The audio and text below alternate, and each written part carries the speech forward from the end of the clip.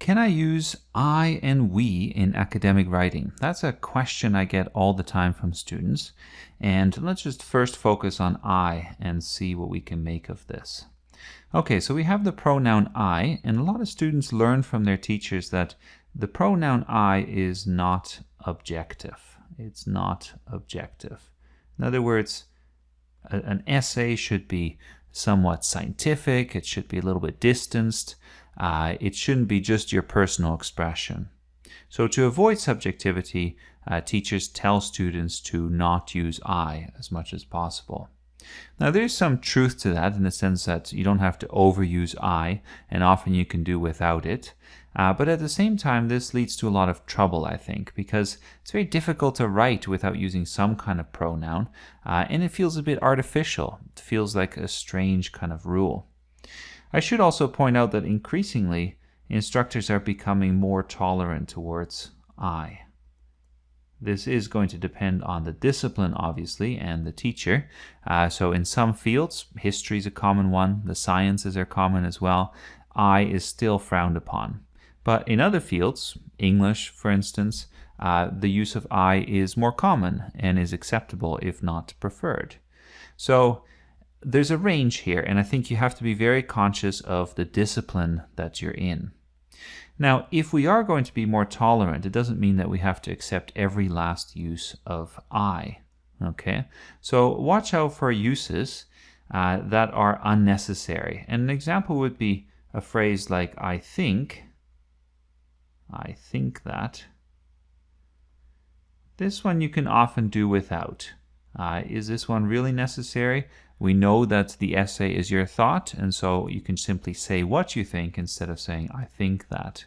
I don't see this one too frequently anyways, but it is an example of a case where often you can just do without this reference to I. Doesn't mean you can never use I think. There's always exceptions, but it's a general observation here. On the other hand, there are a few places where the use of I could be very handy. And if you use it judiciously, if you use it carefully, it can be very effective. So it's especially useful for giving direction, providing direction. If you say, for instance, I will argue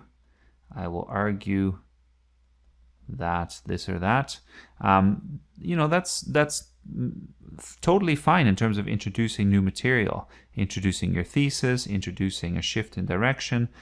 Phrases like I will argue, I will demonstrate, these are acceptable. Obviously, again, if you overuse them, they sound clunky. You can often go without them, but don't think that they're terrible just because your teacher has told you something about the use of I. One other case where the use of I can be quite effective is if you're interacting with the ideas of others. If you say, for instance, I agree with so-and-so, right? I agree. Or whereas Mr. Jones thinks this, I believe this. In those cases, you can use I very effectively to create this kind of contrast. And this is also useful when you're quoting people. So you quote somebody and then you say, however, I believe that this is incorrect, or this is correct, and then you go on with your argument. So that's it for I. Let's have a look next at we. So we is the other pronoun. And with we, the conclusion can be much more straightforward. The biggest thing to avoid is what is called the royal we. So avoid the royal we. All right, you can draw a little crown here or something like that. There we go. We'll make a little crown. Don't use the royal we. And what we mean by that is if you say something like, we will argue. Okay, so we will argue.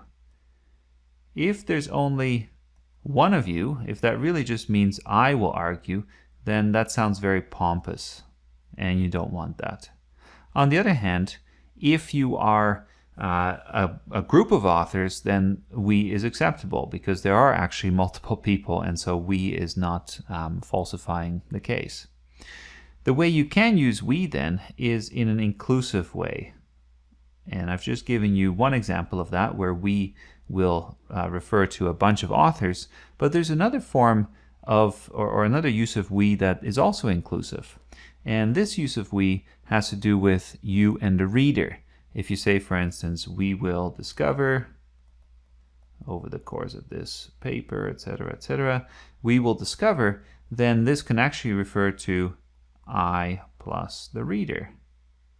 And that's more inclusive. That's more about making the reader part of the process.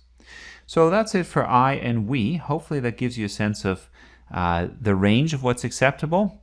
I would check with your teacher if you're not sure, but at least I think that gives you an indication of what's common in the academy.